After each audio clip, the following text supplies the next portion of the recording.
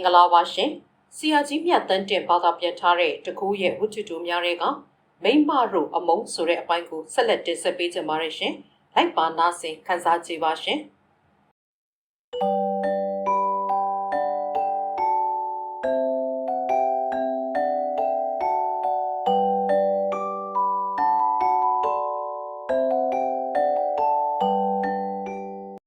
နက်နက်လင်း၍ရူအီညီအကိုများဖြစ်သောဒုခေရန်နှင့်ဆဟီတန်တို့နှစ်ယောက်ဓမ္မကိုစီဖြင့်အလုတ်သွားကြသည်နှင့်သူတို့ဇနီးသည်များ၏စုညံသောရံပွဲကြီးသည်အစာပြုလေပြီတို့ရာတွင်အိနီချင်းတို့အဖို့ကထိုရံပွဲသည်ဘာမျှအစမ်းမဟုတ်တော့ထိုရံပွဲများသည်တဘာဝလောကကြီး၏ပုံမှန်ကြားယူကြစဉ်အတန်များဖြစ်သည်ဟုသဘောထားလိုက်ကြတော့သည်ဆူးရှသောသူတို့အတန်များကိုကြားသည်နှင့်ဟောဖြစ်ပြန်ပြီဟုအချင်းချင်းပြောမိကြသည်တနည်းအားဖြင့်ဆိုသောသူတို့ထင်သည့်အတိုင်းဖြစ်ပြန်ပြီဆိုသည့်သဘောအုံနောက်ရှုပ်ခံ၍ဂယုစိုက်မနေနှင့်ဆိုသည့်သဘောပင်ဖြစ်သည်သူတို့အိမ်မှရံဖြစ်တန်ကိုကြားရခြင်းသည်အရှိမနေထွက်လာသည်နှင့်အတူတူပင်ဖြစ်သည်အကျိုးအကြောင်းကိုရည်သူမျှစူးစမ်းခြင်းမပြုကြတော့ပြီသူတို့မိန်းမတွေရံဖြစ်ကြသဖြင့်ယောက်ျားလူသူတို့မှအိမ်နီးနားချင်းများထက်စိတ်ထိခိုက်ကြရသည်တို့ရာတွင်သူတို့သည်ဘာမျှမဖြစ်သည့်နှင့်မတိလိုက်မတိဖာသာပင်နေလိုက်ကြသည်သူတို့သည်လှဲချမ်းကြီးကိုစီးတကဲ့သို့နေ့စဉ်အလုတ်အကိုင်းထဲတွင်လှုပ်ရှားရသည်နှင့်အချိန်ကုန်လျက်ရှိသည်လဲပြီးမှတအီအီမြည်တမ်းတကြုံကြုံတကြိုင်ကြိုင်မြည်တမ်းတို့ကိုဂယုမဆိုင်နိုင်တော့ပြီထိုအတန်များသည်ကုသိုလ်ကံအကြောင်းတရားကြောင့်သာဖြစ်သည်ဟုသာသဘောထားလိုက်ကြဟန်ရှိသည်သူတို့အိမ်မှာရံဖြစ်တမ်းမကြားရဘဲထူးထူးဆန်းဆန်းတိတ်ဆိတ်နေသည့်နေ့များတွင်မူမထိတ်သာမလန့်သာတခုခုဖြစ်တော်မူလောဟုစိတ်တထင့်ထင့်ဖြစ်နေရတတ်သည်ထိုအခါမျိုးတွင်မူနောက်ဘာဖြစ်လာမည်ကိုမြည်သူမျှအသိချာမပြောနိုင်တော့ပြီယခုဖော်ပြမည်ဟုသူသည်ထို့သို့သောနေ့မျိုးတွင်ပေါ်ပေါက်လာခဲ့ခြင်းဖြစ်သည်ညီအကိုနှစ်ယောက်မောမောပန်းပန်းနှင့်အိမ်သို့ပြန်ရောက်လာသည့်အခါ၌သူတို့အိမ်သည်ကြောက်စပွဲတိတ်ဆိတ်လျက်ရှိသည်ကိုတွေ့ရသည်ရာသီဥတုကလည်းအလွန်ပူပြင်းလာ၏နေ့လေနာရီပြန်နှစ်ချက်လောက်တုန်းကမိုးကြီးတဲထန်စွာရွာလိုက်သေး၏ယခုတဖန်တိမ်တိုက်များသည်အုံဆိုင်လာကြပြန်လေပြီလေကလည်းတစ်ချက်မျှတိုက်ခတ်ခြင်းမရှိမိုးရသည်တွင်ဆိုရင်သူတို့အိမ်ဘေးပတ်ပတ်လဲ၌ပေါင်တိုးမြက်တော်ကြီးထနေတတ်သည်အောက်တူတူရေခိုးမြေငွေတို့သည်ရေအိုင်နေသောဂုံလျှော်ခင်းများဆိုစွတ်သည့်ဟင်းရွက်ကစုံခင်းများပေါ်မှပြန့်တက်လာကသူတို့အိမ်ကလေးကိုလေးလံသည့်အလေးကြီးတစ်ခုဖြင့်ဖိထားတဲ့ကဲ့သို့ရှိသည်နွားတင်းကုတ်နောက်ဖေးရှိရေအိုင်ထဲမှဖားများသည်အော်မြေလျက်ရှိသည်အုပ်ဆိုင်နေသောကောင်းကင်ကြီးသည်ပရစ်တို့၏မြေသည်ဖြင့်ပဲ့တင်ရိုက်ခတ်မြည်ဟီးနေသည်ဟုထင်ရ၏မိုးရာသီတွင်ရေပြည့်နေတတ်သည့်ခက်လက်လက်မှပါရမမြစ်သည်မိုးတိမ်အောက်တွင်ဒေါသတကြီးဖြင့်အော်ဟစ်လျက်ရှိသည်မြည်ရည်သည်လေကွင်းများရဲရှိကောက်ပဲသီးနှံတို့ကိုဝါမြူစားတော့ရန်ယခုရွာကလေးအနီးသို့လှည့်ပြန်စွာချင်းကပ်လာနေလေပြီကုန်းဆက်သို့ရောက်လာသည့်အခါတွင်တရက်ပင်အမြင့်ကြီးများပိန်းလဲပင်အမြင့်ကြီးများသည်မိတွေစုပ်ကန်ရာကိုလိုက်လံစမ်းတက်နေကြသည့်လက်ချောင်းကြီးများတစ်ပွဲထင်ထင်ကြီးပေါ်နေကြသည်ထုံနေ့ကဒုခိရနှင့်ချဟီတန်ညီအကိုတို့သည်မြေရှင်တကြီး၏အိမ်ကအမှုစစ်ဆေးရာအခန်းကိုအခမဲ့ရှင်းလင်းပေးခဲ့ကြရသည်အခြားသူများမှာလေကွင်းများသို့၎င်းမြစ်ကမ်းဘေးရှိနှုံးမြေဆက်ခင်းများသို့၎င်းသွားရောက်ကရေမဖြတ်မီကောက်နံတို့ကိုရိတ်သိမ်းနေကြသည်တချို့မှာကိုလေကိုရိတ်ချင်းဖြစ်ပြီးတချို့မှာလည်းအလုတ်သမားအဖြစ်လိုက်ရိတ်ပေးကြခြင်းဖြစ်သည်တို့ရာတွင်ရုံးမှမိလက်စရေးကြီးသည်သူတို့နှစ်ယောက်ကိုလာ၍ဆင့်ခေါ်သွားသည်အမှုစစ်ဆေးရာရုံးခန်းမှနေရာများစွာတို့မှာမိုးယိုနေလေပြီထို့ကြောင့်သူတို့ညီအကိုနှစ်ယောက်သည်ထိုနေ့တနေ့လုံးခေါင်မိုးဖာခြင်းဝါတကားရွက်များကိုတက်ဆင်ခြင်းစသည့်အလုပ်များကိုလုပ်နေကြရသည်အိမ်သို့လည်းပြန်ချိန်မရသူတို့နှစ်ယောက်တွင်စားစရာရေလိုလည်းမပါလားတနေ့လုံးမိုးရေဆွတ်ဆွတ်ထဲတွင်အလုပ်လုပ်နေရပြီးလောက်ခမရသည့်အပြင်ဆဲဆူကျိန်းမောင်းတန်ကိုလည်းနာခံနေရသေးသည်အိမ်သို့ပြန်လာသည့်အခါတွင်လမ်းမှာရှုပ်ွက်တွေကြီးဖြစ်နေပြီးသူတို့ကိုခန္ဓာမှာလည်းမိုးရေတွေဆူရွှဲနေတော့သည်အိမ်သို့ရောက်သည့်အခါတွင်ညီဤဇနီးဖြစ်သူကျနရသည်ကောင်းကင်ကဲ့သို့အုပ်မိုင်းကဇာရီကိုဖြန့်ခင်းပြီးအိတ်နေသည်ကိုတွေ့ရသည်အကိုဤဇနီးဖြစ်သူဘရာဒရာမှာအိရှိဝရန်တာတွင်ထိုင်နေသည်သူ့မျက်နှာမှာလည်းသုံးပုံလျက်ရှိသည်သူဤအခါလေခွဲရှိသောသားငယ်မှာအငိုတစ်ကအိပ်ပြုံနေသည်ကိုတွေ့ရသည်စားလောင်နေသောဒုခိရန်မှာ ရောက်ရောက်ချင်းတခြားဘာစကားကိုမျှမပြောနိုင်ပဲထမင်းမရှိဘူးလားဟေ့ဟုလှမ်းပေးသည်ရာထရကရန်အိုးကိုမိတုလိုက်သည်နှင့်စူးရှကျေလောင်သည့်အတန်ဖြင့်စမ်းမမရှိတာထမင်းကဘယ်လိုချက်ရမှာလဲတော့ကစက်တစိရှာပေးခဲ့လို့လားကြောက်ကထွက်ရှာနေရအောင်မလားဒုခိရန်သည်ထိုနေ့တနေ့လုံးအလောက်ကလည်းပင်ပန်းစာကလည်းစာကျိန်မောင်ဆဲဆူချင်းကိုလည်းခံခဲ့ရသဖြင့်စိတ်တူနေရသည့်အထဲတွင်တာယာနာပြောဖွယ်မရှိသောဇနီးသည်ဤစကားကိုကြားလိုက်ရသည်ဤတွင်သူ့ရင်ထဲရှိတစုံတရာသည်ပောက်ကွဲသွားကကြားကြီးတစ်ကောင်ကဲ့သို့ဒေါသအမျက်ချောင်းချောင်းထွက်သွားသည်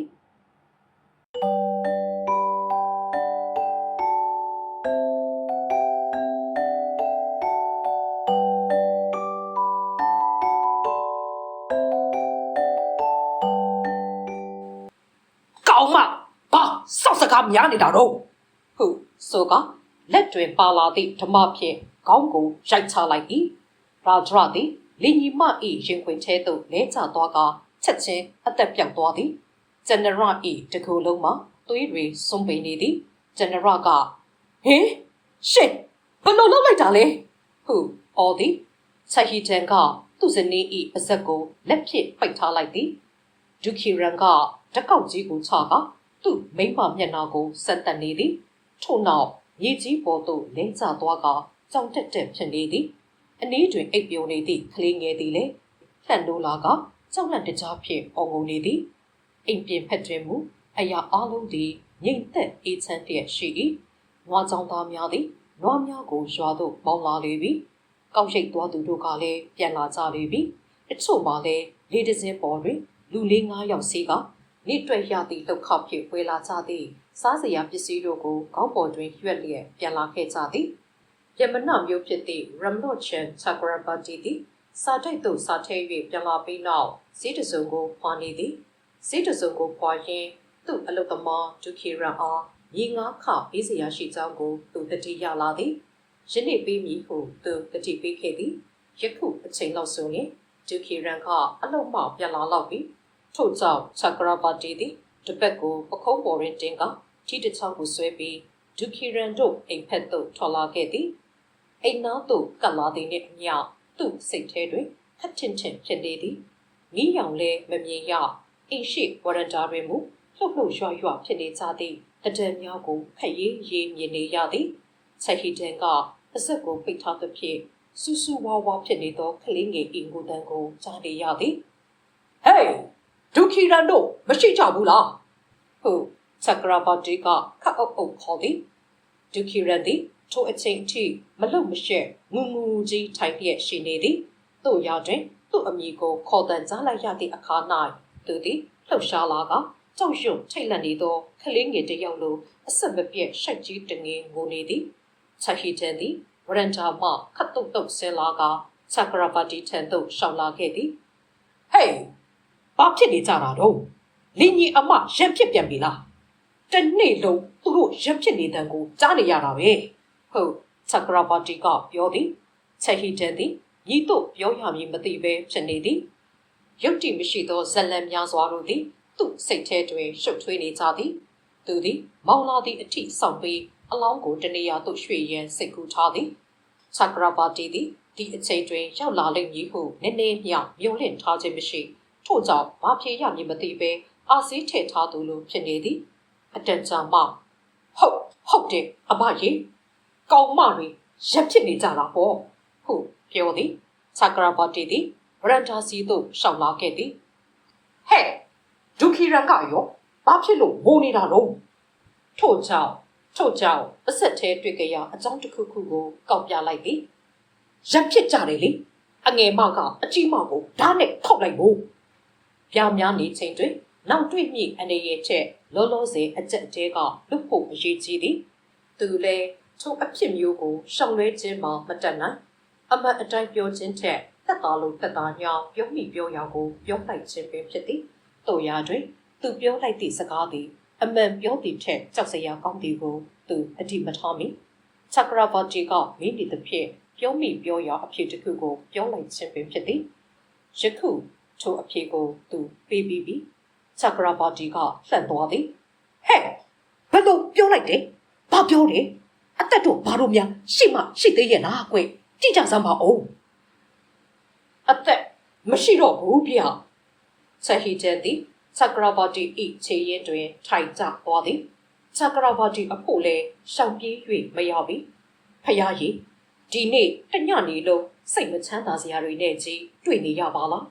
ဒီအတိုင်းဆိုတစ်သက်လုံးရွာတရားရုံးမှာတက်သေးလိုက်နေရတာနဲ့အချိန်ကုန်ရတော့မည်ထင်ရဲ့ဟုသူတွေးမိသည်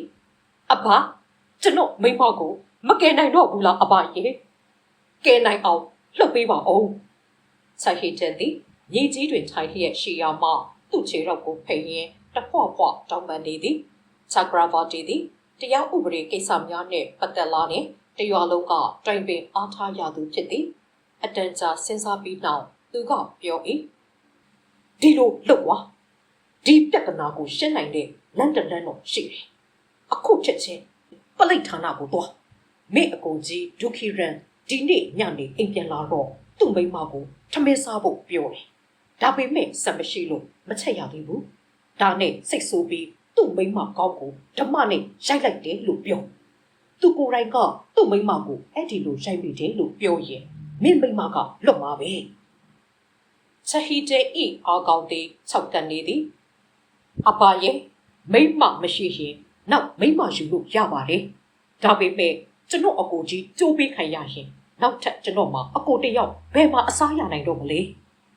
သူ့မိမကိုတရက်ခန့်အဖြစ်ပုံချခဲ့စဉ်ကထိုအကြောင်းများကိုသူမတွေးမိခဲ့ပါလုံမိလုံရပြောမိပြောရပြောခဲ့လုပ်ခဲ့ခြင်းပင်ဖြစ်ပါသည်တို့ရာတွင်ယခုမူသူသည်အကြောင်းပြချက်များအထောက်ထားများကိုရှာနေမိလေပြီချကရာဘာတီကလည်းသူပြောသည့်စကားသည်ယုတ်တိရှိသည်ဟုယူဆသည်အေးဒီလိုဆိုရင်လေအမှန်အတိုင်းပဲဖွင့်ပြောလိုက်ပေါ့ကဲလို့မှမရတော့တာဘယ်တက်နိုင်ပါမလဲ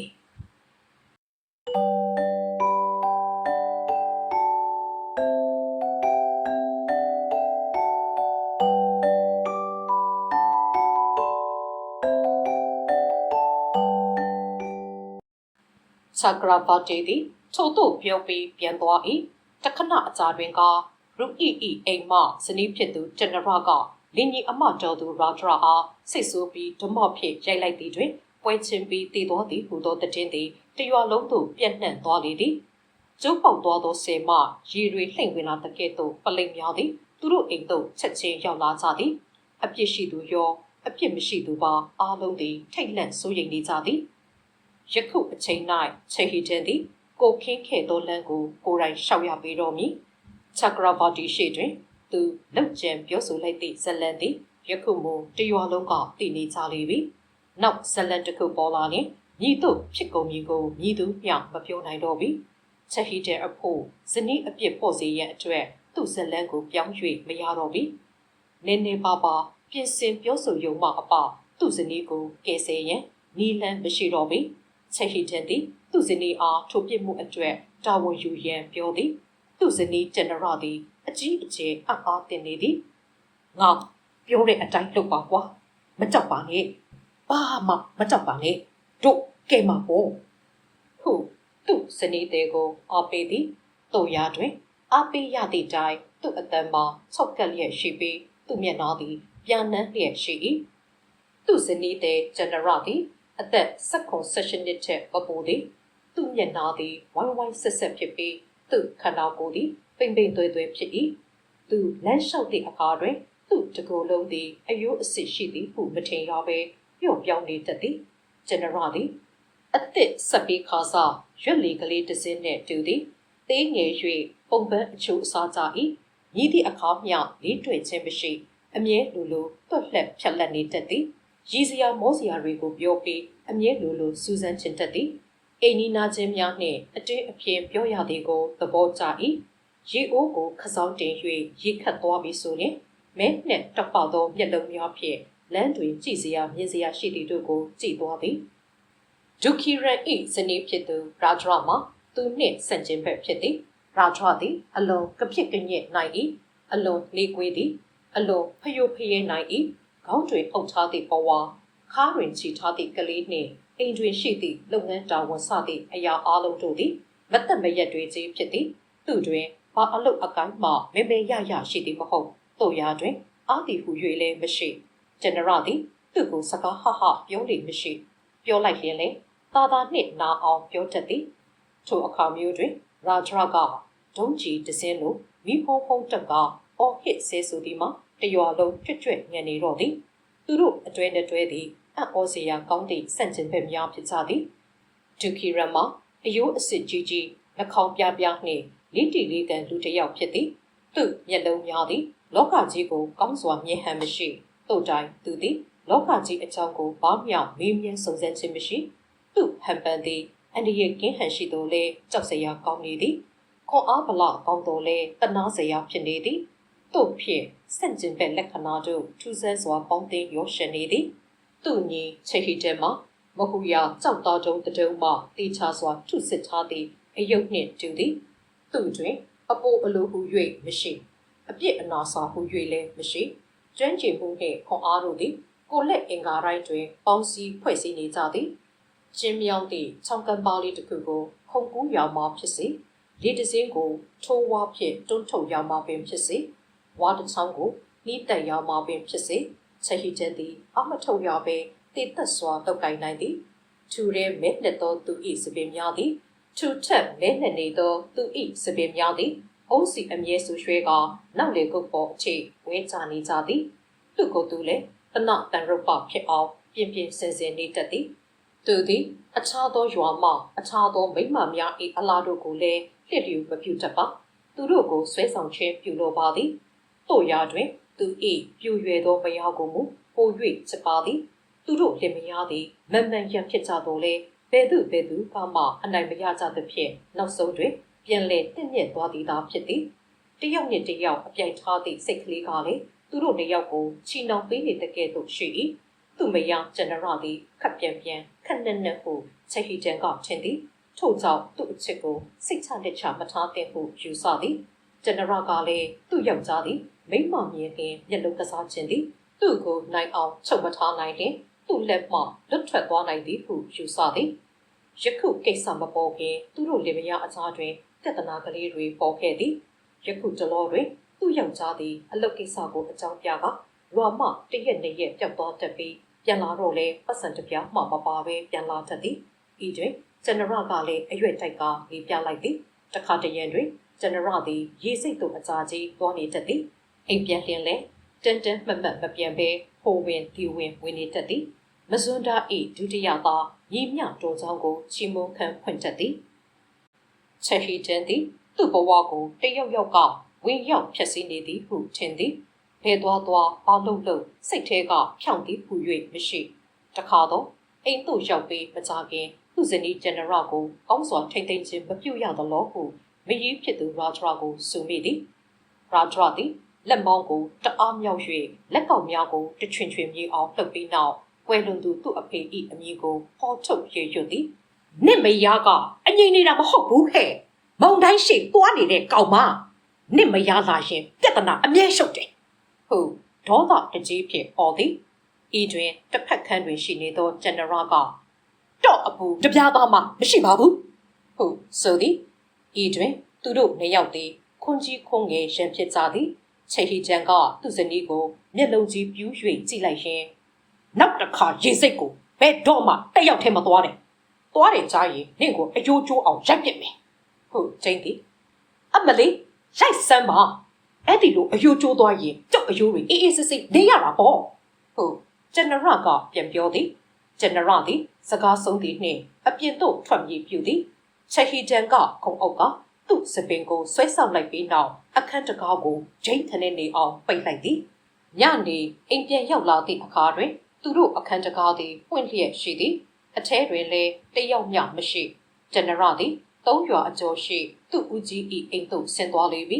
ဝမ်းနဲ့ပက်လက်ဖြစ်နေသောချက်ဟီဂျန်သည်ဇနီးကိုချော့မော့ပြီးပြန်ခေါ်သည်သူ့ဇနီးကိုသူအရှုံးပေးလိုက်ရလေပြီသူ့ဇနီးကိုထိန်းရသည်မှာလက်ထဲပဓာကိုကိုင်ရတဲ့ကဲ့သို့ဖြတ်သည်ကိုတွေးရသည်သူသည်ဇနီးကိုလည်းအတင်းအကျပ်ပြောဆိုခြင်းမပြုတော့တို့ရာတွင်စိတ်ထဲတွင်မူကြိတ်မိတ်ခံစားနေရလေသည်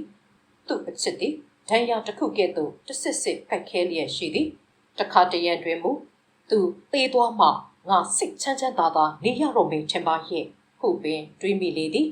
သေမင်းကိုသာယုံချင်ယုံကြမည်လူအချင်းချင်းမှမူတယောက်ကိုတယောက်ယုံကြည်ခဲ့ပါပြီချင်း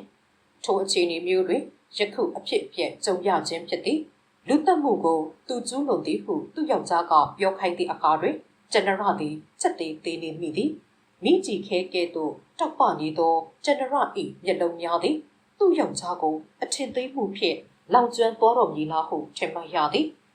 ယောက်ျားယုံနှင့်အသားချင်းထိမိမည်ဆိုသဖြင့်ကျွန်ရသည်တိမ်းရှောင်၍သူ့ယောက်ျားကိုဆက်ဆုပ်သောစိတ်ဖြင့်အနောက်သို့ဆုပ်လိုက်၏စိတ်မပူပါနဲ့ကွာဟုတ်ဆိုကချက်ဟီတန်သည်ပလိတ်ထံတွင်ပြောရမည်အချက်တို့ကိုပြောပြနေသည်ကျွန်ရသည်တင်းငုတ်ကြီးတစ်ခုလိုထိုင်နေ၏ဘာကိုမျှမကြားအကိုဖြစ်သူဒုခေရမညီငယ်ချက်ဟီတန်ကိုသာအားကိုးနေရသည်မဟုတ်လောကျွန်ရကြောင့်ဖြစ်ရကြောင်းပြောရန်တွင်တင်နေတန်ကိုကြားသည့်အခါတွင်ဒုခေရန်ကဒီလိုပြောရင်သူ့မှာတော့အမှုမဖြစ်ဘူးလားဟုတ်မေးသည်ဖြစ်ရင်လေလွတ်အောင်လုပ်ရမှာပေါ့ဗျာဟုတ်ချက်ဟီတန်ကဖြေသည်ကိုလုံးကိုပေါက်ထွားကြိုင်သောဒုခေရန်ကကျေနပ်သွား၏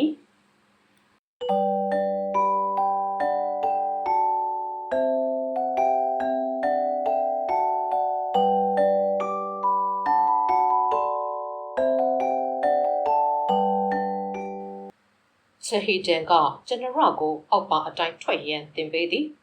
ရာထရကကျမစီကိုမိဖို့သုံးတဲ့ဓာကြီးနဲ့ပြေးလာပါတယ်ဒီတော့ကျမလည်းဓာနဲ့ကောက်ွယ်ပါတယ်နောက်တော့ကြောက်ကြောက်နဲ့ရိုက်မိလိုက်တာပါဤဒီမှာချက်ကရာဘာတီ၏တွန်တင်ချက်ဖြစ်သည်ချက်ကရာဘာတီကသက်သေထွက်ချက်အရေးကြီးသည့်နေရာသို့ရောက်လျှင်ကို့အပေါ်တွင်အပြစ်ပေါ်အောင်ညီတို့ညီပုံထွက်ရမည်ကိုတင်ပေးသည်ပလိတ်ကအမှုကိုစုံစမ်းသည်ထိုအချိန်၌က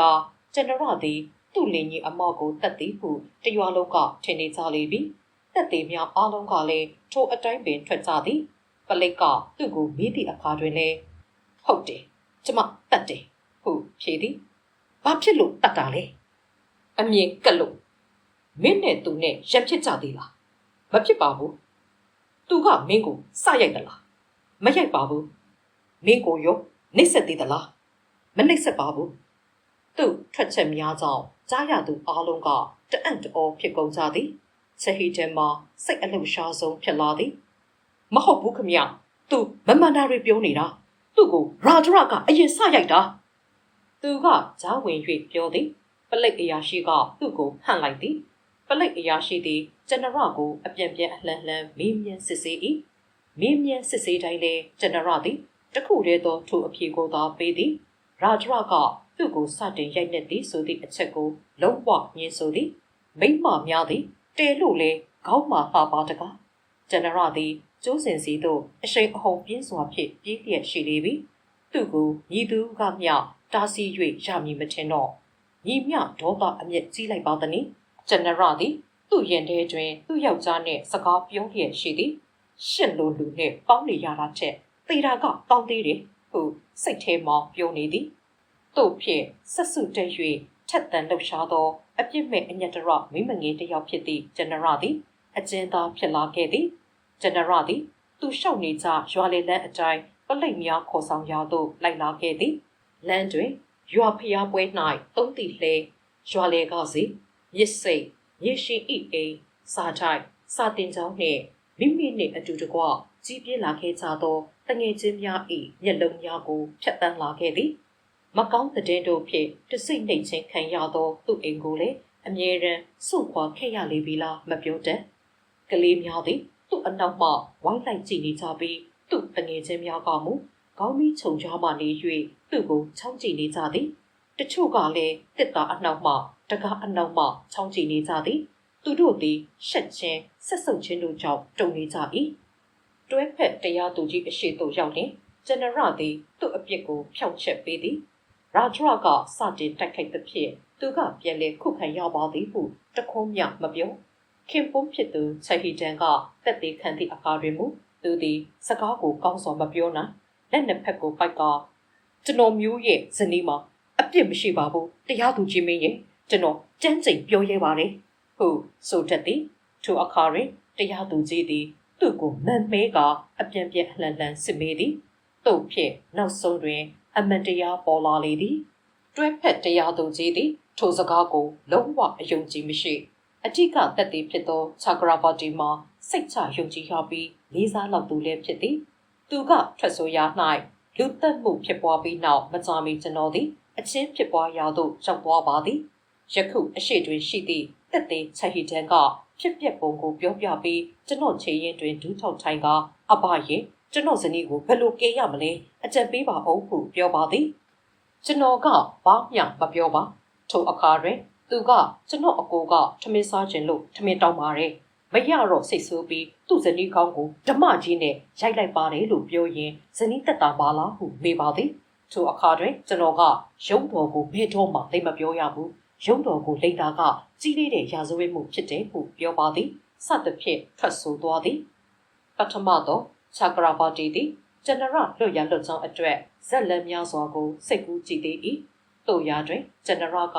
သူကျူးလွန်ပါသည်ဟုဇွတ်အတင်းပြောနေသည့်အခါတွင်မူသူလည်းမကြံတတ်တော့ပြီ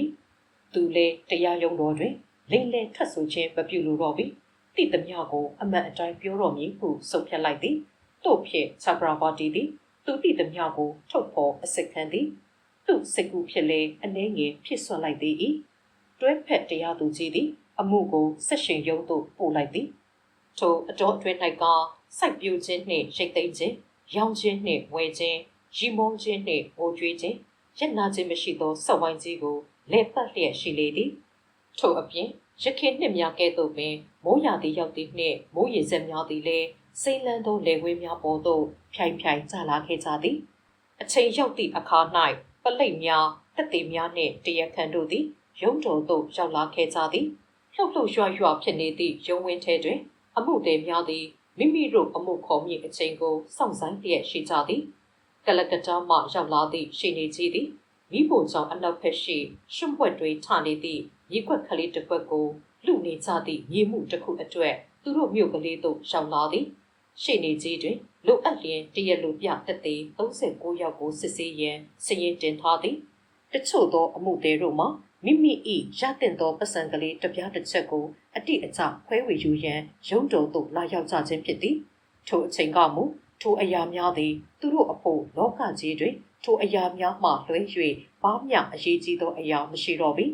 တို့ရာတွင်ချက်ဟီတန်သည်ရုံးခန်းပရင်ပေါမှနေ၍အလုတ်များနေသောကဘာကြီးကိုအိမ်မက်မှတ်နေသူလိုငေးကြည့်နေသည်ရုံးဝင်းထဲရှိညောင်ပင်ကြီးတပင်ပေါ်မှအုပ်အောငှက်ကလေးတစ်ကောင်သည်အဆက်မပြတ်ပေါ်မြည်လျက်ရှိသည်သူ့ကိုမူရည်သူမျှတရားစွဲနိုင်မည်မထင်တရားသူကြီးရဲ့ဒီစကားကိုကျမဘယ်နှခါပြောနေရအောင်ပါတော့တရားသူကြီးကမိမိပြောသည့်စကားများကိုနားလည်ခြင်းရှိမရှိမေးသည်မဲမင်းဖြောင့်ချက်ပေးနေတဲ့အမှုအတွက်ကြခံရမယ့်ပြစ်ဒဏ်ကိုမဲမင်းသိရလားမသိပါဘူးကျိုးတက်ပြီးသေစားသေးစီကြခံရမယ်တရားသူကြီးရဲ့ဒီလိုဆိုရင်ကျမကိုဒီပြစ်ဒဏ်မျက်မျက်ပေးလိုက်စမ်းပါကြိုက်တာပေးပါကျမနောက်ထပ်မနေမရစေနဲ့တော့ချက်ဟီဂျန်ကိုတက်သေးဝတ်ချန်တဲ့သို့ခေါ်လာသည့်အခါ၌ဂျန်နရာသည်မျက်နာကိုတခြားသို့လွှဲထားလိုက်လေသည်တရားသူကြီးကမဲမင်းတက်သေးကိုလှည့်ကြည့်လိုက်စမ်းမဲမင်းနဲ့ဘာတော်တယ်လဲဂျန်နရာကသူ့မျက်နာကိုလက်ဝါးနှင့်အုပ်ပြီးကျမယောက်ျားပါ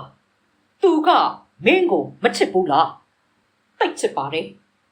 ချက်ဟီဂျန်ကိုစစ်ဆေးသည့်အခါတွင်ကျွန်တော်တတ်တာပါဟုတ်ဖြေသည်ဘာဖြစ်လို့တတ်တာလဲကျွန်တော်ထမင်းတောင်းတာမပေးလို့ပါတေသူဤယောက်ျားဖြစ်သူဒူကီရမတက်သေးချန်တွင်မူးမိလဲကျသွားသည်တတိပြန်ရလာသည့်အခါတွင်ရာဒရကိုကျွန်တော်တတ်တာပါဟုတ်ပြောသည်ဘာဖြစ်လို့တတ်တာလဲကျွန်တော်ထမင်းတောင်းတာမပေးလို့ပါအပြန်ပြန်အလှန်လှန်မိကိုများလဲမိပြီးပြီတက်သေးများစွာကိုလည်းစစ်ဆေးပြီးပြီတရားသူကြီးဤစိတ်တွင်ညီအကိုနှစ်ယောက်သည်မိမသားတူကိုကျိုးစင်တက်ရမည်အရေးမှကဲတင်ရန်အတွက်သူတို့တက်သည်ဟုပြောနေခြင်းဖြစ်ရမည်ဟုဆုံးဖြတ်လိုက်လေသည်သူတို့အထဲတွင်ဂျန်နရတယောက်သားဟင်ပလိတ်ဌာနမှသည်ရုံးတော်အထိသူတက်ပါသည်ဟုတဖြောင့်လေးထွက်ဆိုခဲ့သည်ရှေ့နေနှစ်ယောက်တို့သည်သူတို့စေတနာဖြင့်မိမငယ်ကိုကျိုးစင်မှကဲတင်ရန်ကြိုးစားခဲ့ကြသည်တို့ရာတွင်နောက်ဆုံး၌သူတို့လည်းလက်လျှော့သွားကြလေပြီ လွန်ခဲ့သောနှစ်ပေါင်းများစွာကအသားညူညူမျက်နှာဝိုင်းဝိုင်းနှင့်တငယ်မလေးအိုးပုတ်ကျိုးယုံများကိုခွဲခွာလာခဲ့စဉ်ကအဖေအိမ်မှထွက်လာခဲ့ကရောက်ကမအိမ်သို့လိုက်လာခဲ့စဉ်ကထိုအဖြစ်မျိုးကိုတွေ့ရလိမ့်မည်ဟုညီသူမျှော်လင့်ပါမည်လေအဖေကမူသူ့သမီးကလေးကိုလူကောင်းသူကောင်းနှင့်ပေးစားလိုက်ရပြီဟုစိတ်ချနေပေလိမ့်မည်ထောင်ထဲကကျိုးစင်တွင်ကျိုးခွေးများကိုပြင်ပြီးသည့်အခါတွင်ဆရာဝန်ကြီးကတနာသဖြင့်ကျနရကိုပေးသည်ကျနရမင်းဘဲသူကိုတွေ့ချင်သေးတယ်လေအမေကိုနောက်တစ်ခေါက်တွေ့ချင်ပါသေးတယ်မင်းယောက်ျားကမင်းကိုတွေ့ချင်တယ်လို့ပြောနေတယ်ခေါ်ပေးရမလားသူတွေ့မယ်အစားကျမသိပြစ်လိုက်တော့မယ်ဟုတ်ကျနရကပြောသည်